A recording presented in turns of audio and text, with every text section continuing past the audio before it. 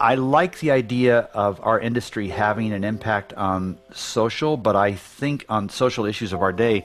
But I do think it's way more important to recognize that our primary impact will be on our friends, our family, and our teammates. And let's get that right before we start pontificating about what everybody else should do.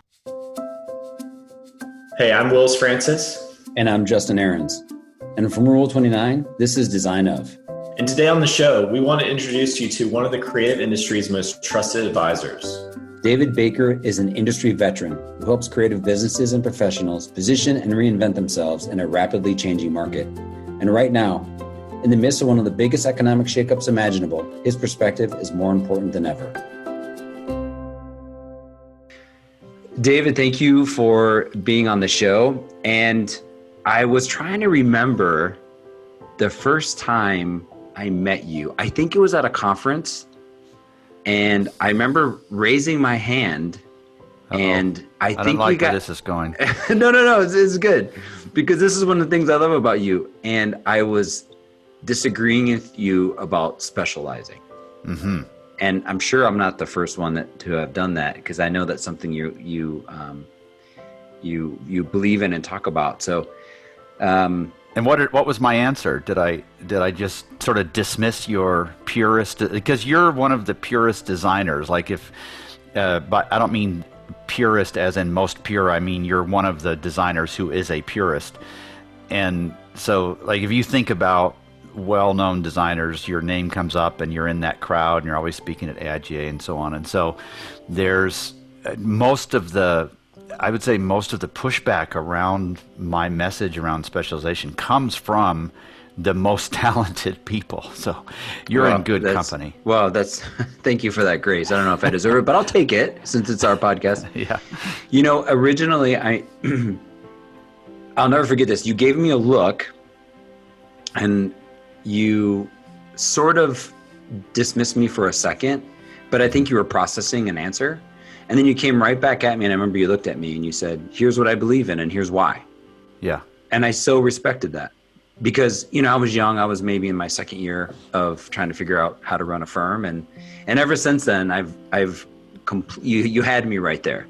So thank you for that directness and expertise. In fact, we were emailing earlier, and I love this little quote you have on your email, and that is, "What's so compelling about Mr. Baker is that he's an expert on being an expert." So I want to talk about that, because if I was sitting next to you in a plane, right, and I said, "Hey, so David, what do you do?" How do you answer that question?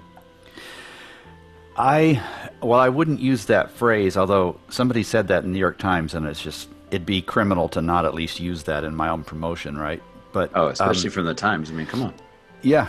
So what I tell people, if you ask the question around my advisory practice, it would be different from my author practice. So from an author standpoint, I really want to address advisors and how they do their work well.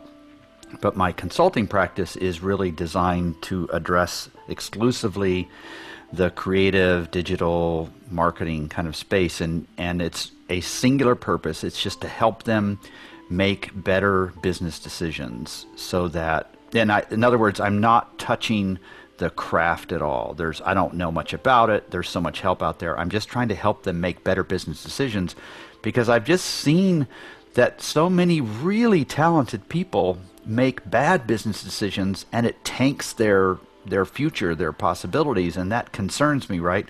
And I've also seen so many people who are not all that talented who just do really well in business because of the quality of those business decisions. And so I want to be one of those people that addresses this little group of people who care a lot about the quality of their business as much as they care about the quality of the work itself. That's great. That's how I describe you as well. I mean, that's the affinity we have for you is that, and that is the fact that you are really focused in our industry, and it is a unique and nuanced business on some level. On other levels, it's really easy, but yet it feels like a lot of great designers, like you said, miss that part. Right. How long have you been running your firm?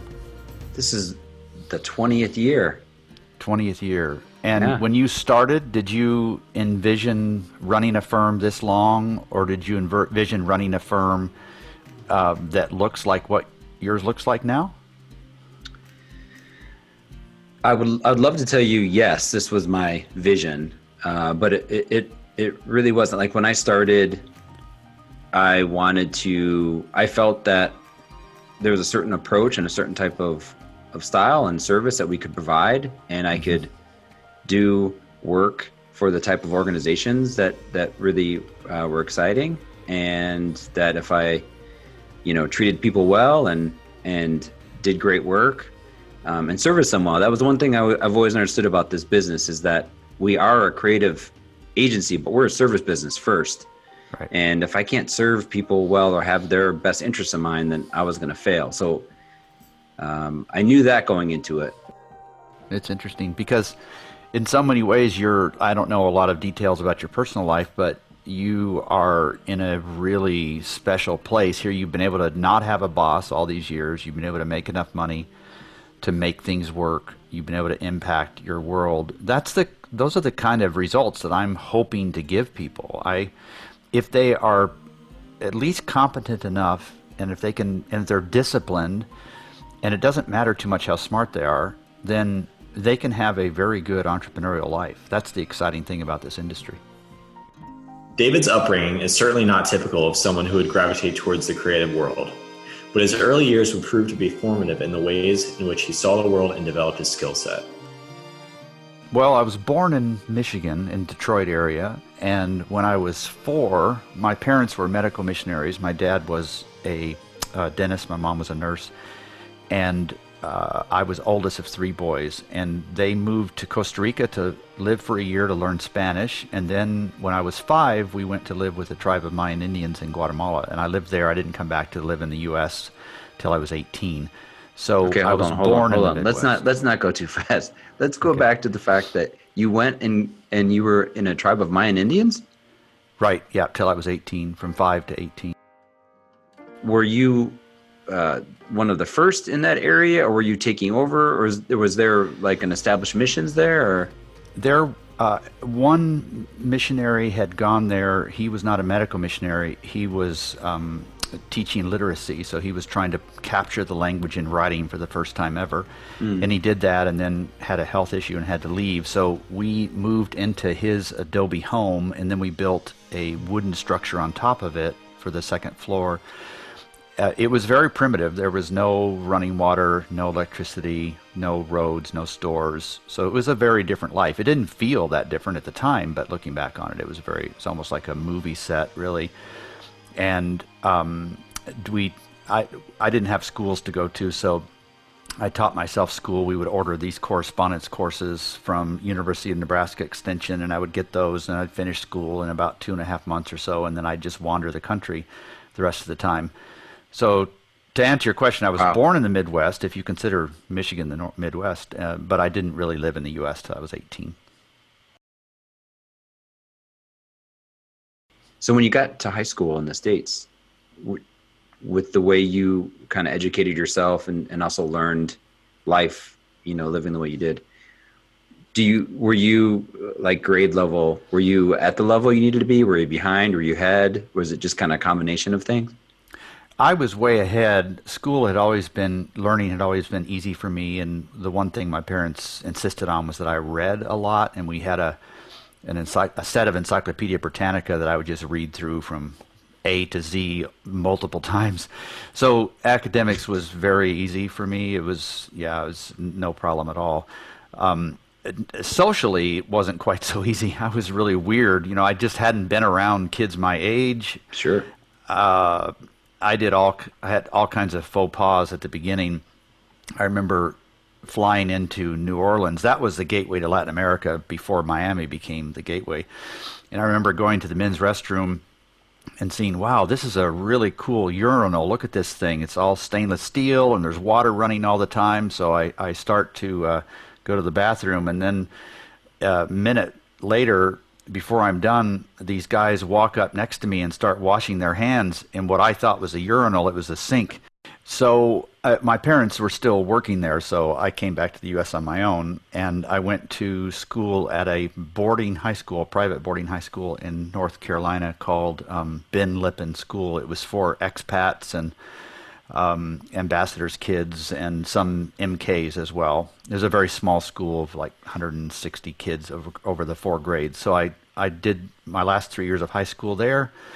And then I was not interested in going into missionary work. I was interested in teaching linguistics and anthropology. So I had to learn those languages, and that did take me to seminary, but not because I was headed to the mission field, but because I wanted to learn those languages. So that's where you learned Arabic and Syriac and Aramaic and Hebrew and Greek and Latin. And so my whole focus was on those languages and anthropology. And I was going to teach at the graduate level. That was my goal.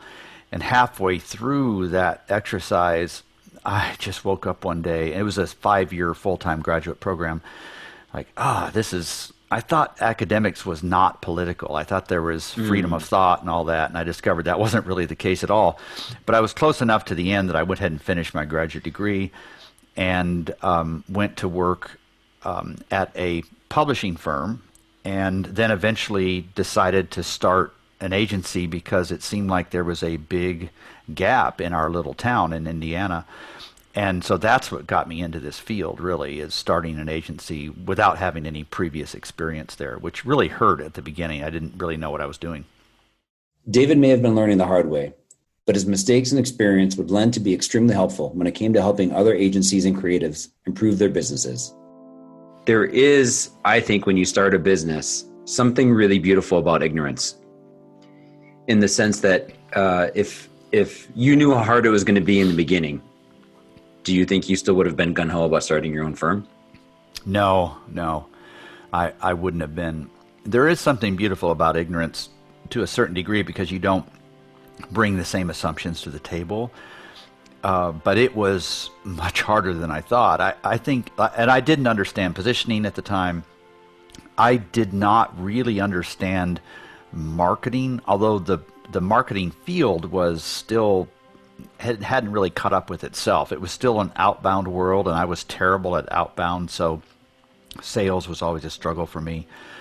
But it was harder than I thought. We were not a wildly successful firm. It was a 16-person firm, and we made good money, but I wouldn't say we were changing anything in the world. Most of what I've learned about how to run a firm in the early days was exclusively from the mistakes that I made. And then I began to learn very quickly, like drinking from a water hose, from looking inside all these other firms. So it was a combination of my own mistakes and seeing how people did it well that kind of put me where I am today. So how long did that firm last? It was 5.5 years or so. It was in Warsaw, Indiana, so north central Indiana, and then I transitioned very quickly to helping other firms. I don't know if do you remember the publication called Creative Business by Cameron Foote? All right, I do. And so Okay. I want you to tell your story about Cameron. I'm going to share with you mine. Yeah, so I was a subscriber to the publication, and I don't remember what it cost. It was like $95 a year or something. And part of what came with your subscription is that you got to call Cam and ask him questions. It wasn't that he was into giving free advice. It was just his way of staying in touch with the marketplace. Brilliant. And so I would speak with him regularly. And then one time he said, "Hey, would you be interested in writing an article on financial management issues? That's not a strength of mine." And so I researched it and I wrote it. And then he asked me if I would be willing to help him do seminars. He'd signed up to do a bunch of them, and some of them he didn't have time for. So he would give me the St. Louis's and he would take the San Francisco's. And, it was just like, but I was using his content. I was just standing up there and reading basically and then answering questions. And then one day I went to him and I said, "Cam, you really ought to think about providing individualized consulting advice to your readers.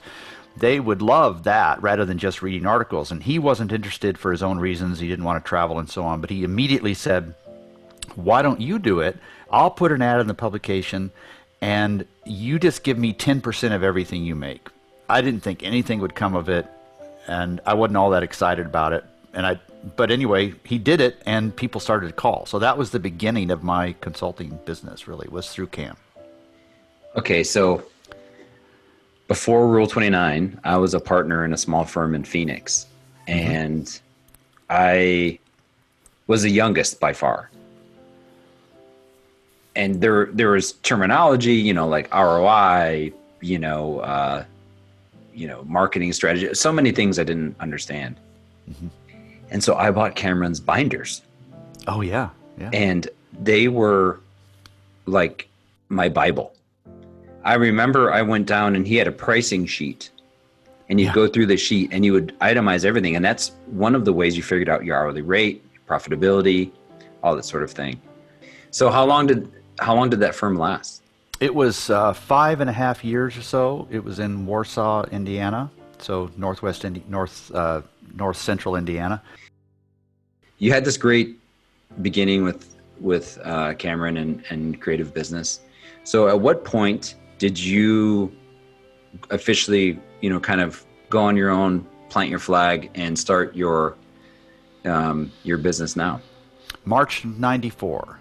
It was, I don't remember the exact date, but I know it was March of 94. So that was 26, almost 27 years ago.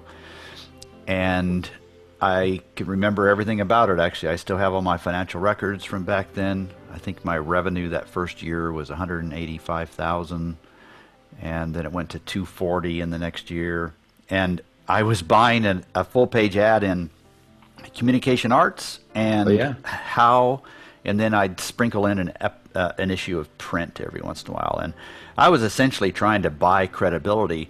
The problem was that I wasn't one of those elite designers, so nobody really knew about me. But then I discovered that I had another problem too.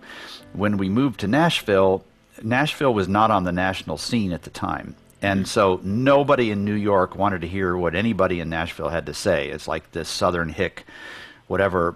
And especially somebody in London didn't want to hear what a Nashville hick had to say. I'm not from the South, but I lived in the South, and they just made assumptions. And so I had to get a toll-free number to sort of get past that so we could have the first 15 minutes of the conversation before they asked me where I was. And now I've worked in 31 countries, so it's not an issue. But it was March of 94, bought an ad in those publications to buy credibility. And then the first thing I would always say when I would be on the phone with somebody is, oh, you probably saw my ad in communication arts, even though they probably hadn't. I was just telling them that I had one, as if that mattered anything, right? Anybody can buy an ad in a publication. Yeah. One of the really special things about David is that he represents this old guard of the industry and has so much good insight for where things may lead in the future.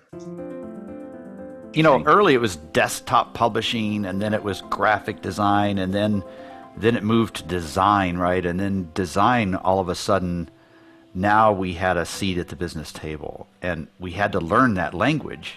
We had to learn how to speak to those worlds, and we've been a little slow in some areas. We're still way too focused on belly button gazing and caring what our peers think instead of focusing much more on what our prospective clients think and those conversations. But I'd say the industry is in a better place than it ever has been, and that's exciting. There's still ways to go, but you're right. In those early days, we were just looking for somebody to care about what we did, right?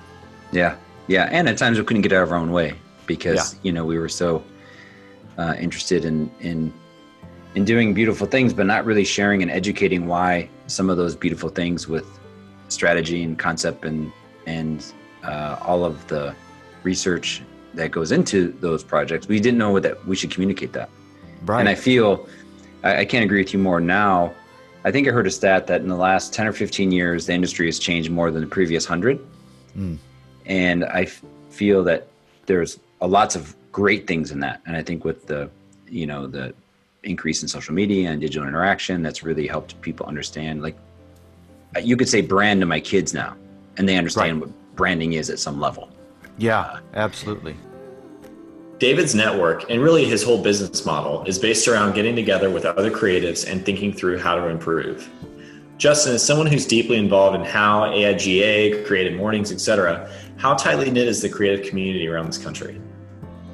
Well, I think what is really interesting about David is, so he believes in, organizations that really specialize and focus. And that's exactly what he does. The creative community is really tight. I met David, years and years and years ago, and we know many of the same people. A lot of the owners that, go to the shows or speak or write, that sort of thing, we all kind of know each other. Not all of us, but a vast majority of them, or have heard of others.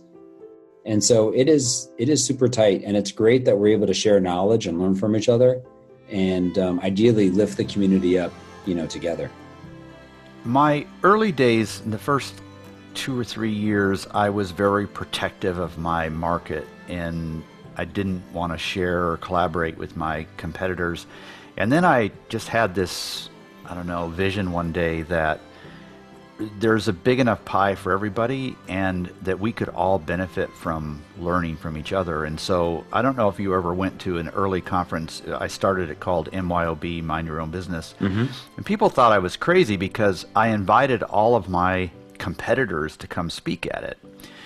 And the upshot of that was that those people, many of whom are my friends, and I respect the vast majority of those people as doing really good work, and they're good people as well. That has just spurred me forward to always be learning and not worry about who's next to me or slightly ahead of me or right behind me, but just forget about all that and be bold and active and keep reinventing myself all the time, just like COVID-19 has forced many of us to do. At some point, I'm going to be irrelevant. I'm trying to push that as far into the future as possible. And that means you're going to have to, the biggest fear I have is that my success will at one point make me nervous about innovating too much. That my success will keep me from constantly being different and learning. And the advisory business has been very successful. It's almost embarrassingly so. And so it's easy just to hold on to that and not risk anything. And that would be an early sign of death for me. So my approach is to keep out ahead of my skis, not so far that I'm going to flip and break something, but far enough so that if you're sending an email to tens of thousands of people every week, they're going to have to look forward to learning something new, to be challenged, for it to be reasonable, for it to be interesting. That is the heart of what I do, is that weekly email that I send out. It's not always weekly, and because you're on the public stage, and the fear of being embarrassed or saying something stupid is really real for me. So it keeps me on my toes for sure, more than anything else. Yeah, so that's a scary thing, but it's like going on stage and giving a talk, especially with the advent of social media. You can get some interesting feedback right away. So does that interesting? Yeah. Does that energize you and motivate you, or like in a positive way, or is it a combination of that and fear and a bunch of things, or just as a business owner? Because I know sometimes it energizes me, and then I'm like, oh, you know what? I just don't want to mess this up. So that's going to be my energy. Right. How do you? I have the wrong personality for social media. Honestly, I'm too defensive, and I too quickly move into kind of a castle mode. So I have to be really careful with that. But I do find it energizing.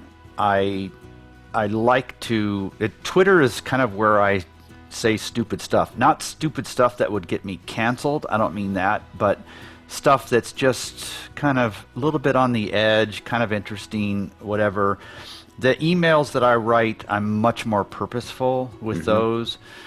So it's a mixture of wanting to do the right thing and a little bit of terror thrown in there as well, because I can see how easily things can spin out of control. I think anybody in the public, I'm not any kind of influencer.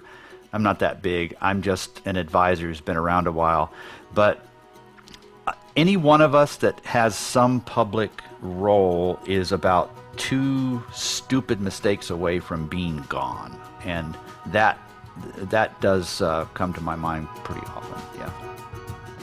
As you would expect, David's sense of self-reflection is a huge part of how he continues to evolve as a professional. For your business or for you, what is some of your guiding principles in kind of what you do and how you approach the work you do? Those have changed over the years. I have gotten much better at recognizing my strengths and my weaknesses and just embracing those and being very honest with people up front. For instance, I'm a terrible coach, so I just don't take that kind of thing. I also have slowly come to realize that I need to quit putting myself in other people's shoes, that it's okay to make a fairly safe assumption that all of us are kind of alike. If I can understand myself better, I can safely assume that other people are struggling with the same things that I am. So that takes a little bit of that work out of it. I'm not saying I don't need to be empathetic. That's a different question. It's more about I should be able to see myself in others and see them in me. So that helps a little bit. The other is just if I quit learning, and Blair and I were talking about this the other day, it was a while ago on a podcast episode, we were talking about what is it that keeps us going, and we determined that we would answer that question for ourselves without comparing notes, and we both came up with the exact same answer. And that's it. If we ever quit learning, then we're just going to get out of what we do. So there's something about learning, constant learning. It's almost like a drug to me. If I am not learning something significant every week, then I start to get kind of nervous and grouchy and shaky. And so there's this future that keeps pulling me forward, and I have no idea how it will end, but it's so amazing to be learning in public. Learning in public is what keeps you honest, because the public is the public that you're learning in front of will give you feedback very quickly, right? Yep. So that living on the edge is something that really motivates me. And by on the edge, I mean learning in public. Right. So learning and sharing and listening and sharing and getting feedback, that sort of that loop of learning. Is that what you're? Yeah. Right. Mm-hmm. That's amazing.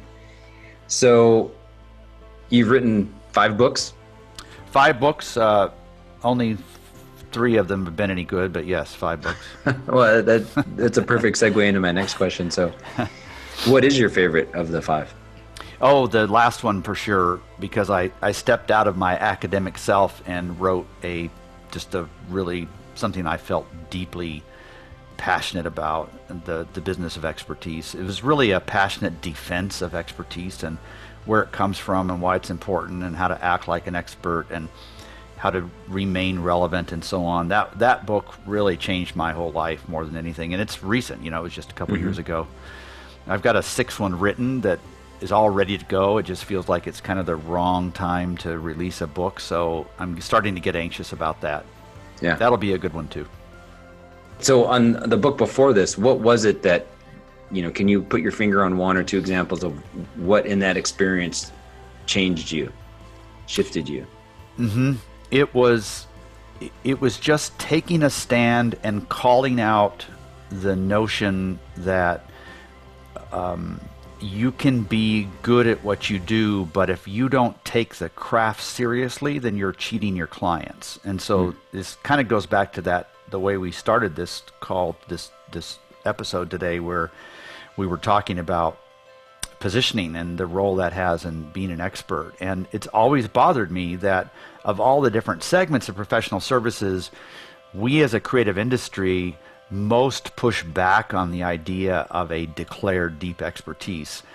And so I just talk about where that comes from, why it sometimes makes sense, why it doesn't make sense, how to think about transitioning. So it was really just sort of, all right, let's put one last nail in this coffin here and think about what it means. But then if people are open to the idea of a tighter practice focus, then what would that look like? So gently guiding them down that path.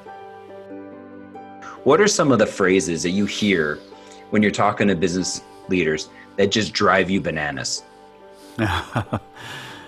Oh, Like, what will our employees think? Or why can't we just be like, and then they'll name a big firm that's well known that seems to violate all those rules but seems to also be successful anyway. Or just the myriad examples, like the cobbler's son has no shoes, and we're all familiar with that as a way to justify our lack of discipline around treating ourselves like a good client. And that was funny for the first 15 years, but it's just not funny anymore. You know, the excuse to have a shitty website, or to not know exactly what you stand for, or to not define your culture. It's like, come on, people, let's, I can't keep from calling that out as just not respectful of what we need to be doing to make this industry be taken more seriously. So those are the kinds of things that irritate me. Yeah. Well, another thing that I really appreciate about you, and then also Emily Cohen, who you know very well. Yeah, I know Emily well. Yeah, she's great. You both do this really, really well, and that is, hey, take pride in this industry, because we all impact each other, you know. And one of the things that I've talked to my team about is, even on those clients that you end up firing, and even if they're really not been great to work with, we try to, as much as we can, educate them for the next firm. Right.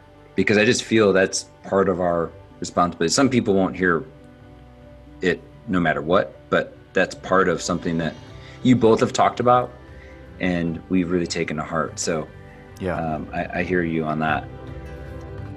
Justin, is it fair to say that you've been around the block a few times, right? Yeah, I mean, I've been doing this for a while.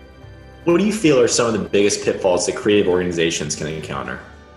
Well, I think one of the early sayings that I heard that I really believe is that you're going to only be as successful as you imagine yourself to be, or you're only going to be as taken seriously as serious as you take, you know, your work.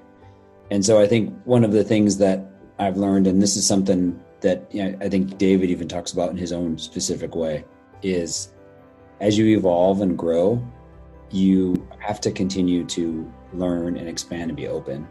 If you think you've got it all figured out, those are the firms and the individuals that I see that just kind of wither, right? And I'm not going to say go away, but I often will be at a conference or something. They'll be like, "Oh, I don't know how to do this. Or I don't know how to do that." Or, you know what I mean? Like, you can tell they're anxious or nervous or fearful about, you know, change. And I get that. But in our industry, that is just part of the deal, right? Especially with technology. Right. Yeah, I think it's that. Yeah, I think David shares a lot of those challenges. And because the reality is this industry is really tough, he has no shortage of clients that need his help. Oh, for sure. And again, as technology and the world advances, it's not going to change, right? It's going to only continue to be an opportunity, but also for both for David as a consultant, but also as us as owners and creatives, we have opportunities to continue to push our craft and to find new ways of doing business. What are some of the biggest pitfalls that you deal with when someone hires you that you look for right away? Like, what are the first few things? Not understanding financial performance and what levers to pull to change those results. That would be a really big one. That's the one I seem to always start with. So just a basic understanding of how you should view your firm's performance and what that means and how to change it. That's a big one. Another one is something we've talked about a lot, of that's positioning and lead generation. And it comes from, the pain for that comes from the fact that many of the clients I work with want me to help them design a lead generation plan. And it's just so hard to do if you don't have a positioning. So that's the second one. And the third sneaks up on people, and it's not that relevant unless the firm has grown, but understanding how the roles must be different. And I mean specifically for the principal, but also around project management and account management. So you talked about how you understood in the early days that serving clients well was an important part, and it wasn't just about doing good work. And I so believe that, because I've just seen that your clients are going to notice deficiencies in account management and project management long before they notice deficiencies in the quality of the work, because your standards for that work are so much higher than theirs. And the only thing they really know how, and the things they really notice, are related to account management and project management. So that's the third big area. And a fourth one is around, and this wasn't true of my early practice, but helping them land this plane. So what are the succession options that make sense? Many people will just simply close their firm down at some point, and that's a totally acceptable option. But other people are aiming for a multi-million-dollar payday, or they want to transition it to an internal person or team, and they want to maximize the value. So I didn't know anything about that in the early days, but that's a big part of my practice as well. Yeah, and that seems like something that is continuing to be more of a thing. It is, which is exciting. I think, for me, I'm in my 20th year. I have no idea, how long the future has me here. Hopefully it's a long, long time. But at some point I would love it to keep going. And I'm sure there's ego and pride in there for sure, but less so than having something that has a reputation and maybe some weight behind it that someone can take and continue to have a great career in. And why walk away from it if there is some residual value that could help pay for all the years you put into this, right? I think most of us assume that it's a job that pays pretty well if we do things right, and we don't assume much more than that. But there are thousands of cases where people have made a lot of money if they made the right succession option. So it is worth exploring. That didn't used to happen in the old days, right? It was very rare that a firm would last beyond the first generation. But I think we've learned how to do that better than we have in the past. Yeah, and again, I think it goes back to our earlier conversation where there's a perceived value and an actual value of what we do in this industry for business. Right. So I want to shift a little bit to social innovation. Mm-hmm.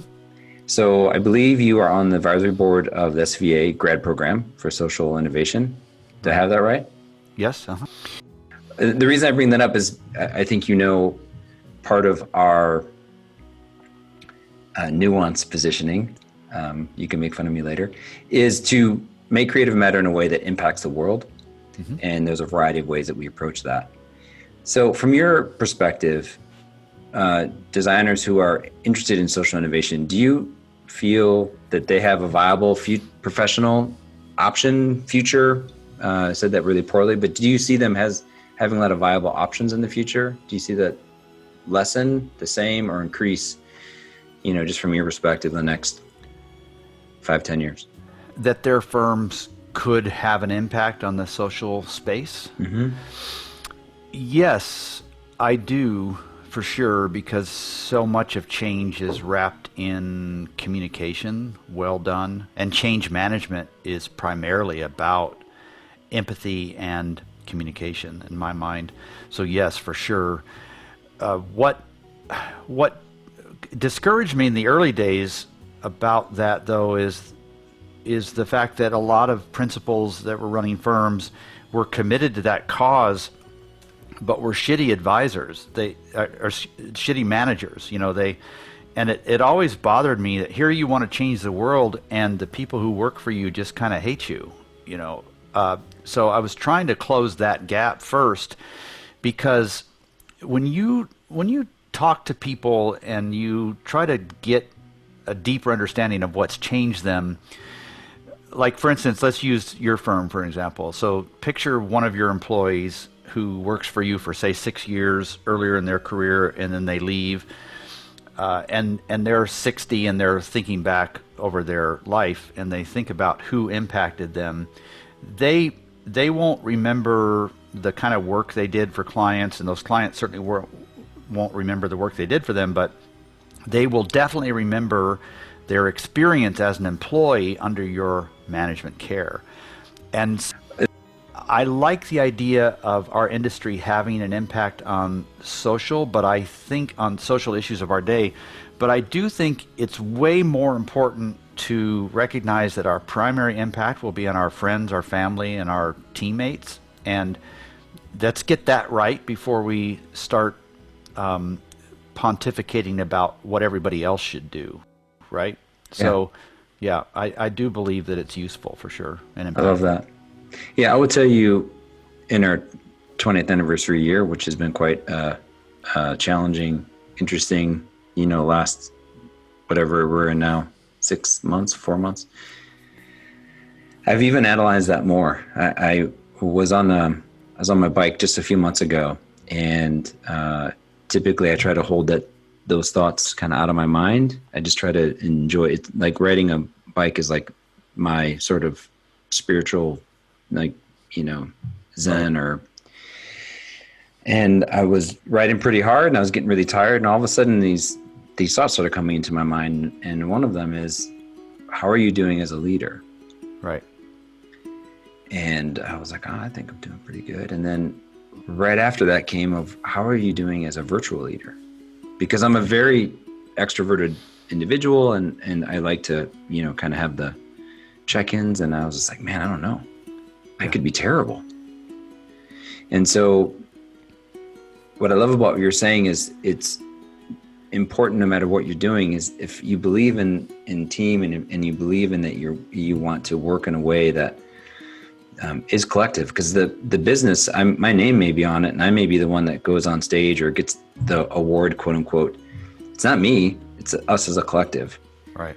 And so we've really tried to spend time to ask questions and get to understand how we can be better at it, because I'm not sure I'm a good virtual boss. And I think you talked about that in your early Zoom webinars about start trusting your team. Right. Or you'll go nuts because there really isn't any other option at the moment, right? Yeah. I will do more writing and more speaking, a little bit less advising as the years pass. I'm 60, I'm in great health, I'm very active and energetic. I've got all kinds of hobbies I love. I love to travel. I don't see any fading of what I'm doing, although I think the focus will be a little bit different. I'm definitely pickier with the kind of clients that I'll take on. But I don't feel any big pressure. I feel like I've already lived a very full life, and everything from here forward is just pure gravy. So I'm just grateful for it. And whenever it ends, it ends. I do worry that at some point, maybe somebody's going to think I'm just too old to be relevant. So I work feverishly to keep young at heart and be very aware. I read hours a day, have great conversations with people. So I'm trying really hard to stave that off. But at some point, it's inevitable.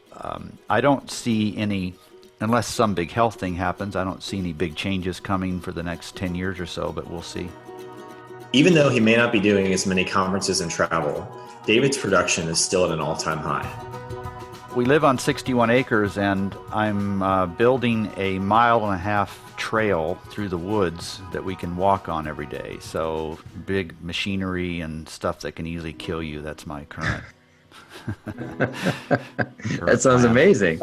Yeah. Awesome. Well, David, I want to say to you, not as the host of the show, but as someone who has been in this industry for a while, how much I appreciate you and your steadfastness and your directness with your thoughts. It's really inspiring and great to hear. And as a host of the show, I'm just so grateful that you gave us some time to share the story and let me dig in a little bit to those early years of, I had no idea that you grew up, so remote, and how great that is. So thank you again. Thank you, Justin, for having me. I can't wait to hear the episode. Thanks for inviting me. I appreciate it. You bet.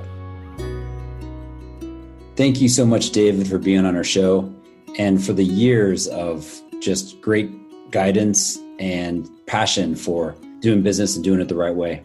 For those of you who want to know more about David and all the different wisdom he has out there, go to davidcbaker.com and you can find all of his books. But also, if you're into podcasts, listen to the Two Bobs podcast he does with the brilliant Blair Enns. And again, you can find all of that at davidcbaker.com. I'd also like to thank Sleeping at Last for being the soundtrack to our show. For more on Ryan and his music, please go to sleepingatlast.com or search for Sleeping at Last wherever you get your music from. And to Design Hub's audio engineer, Steve Wick. Well, Wills, what do you want to say about Steve? Steve is like he's like the pat on the back after you just crack that home run on the baseball field. Wow. So deep. You did it!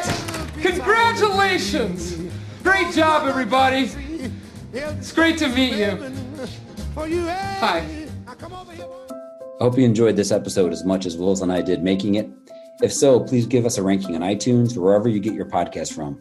Tell others about our show and stay tuned for the next episode. Please follow us on Twitter at Design of Podcast and check out our site at rule29.com/Design of Podcast. See you next episode. Thanks, guys. Hey, Wills. What? That's 2 in a row. Thanks for being on the show. 2 in a row. Love it.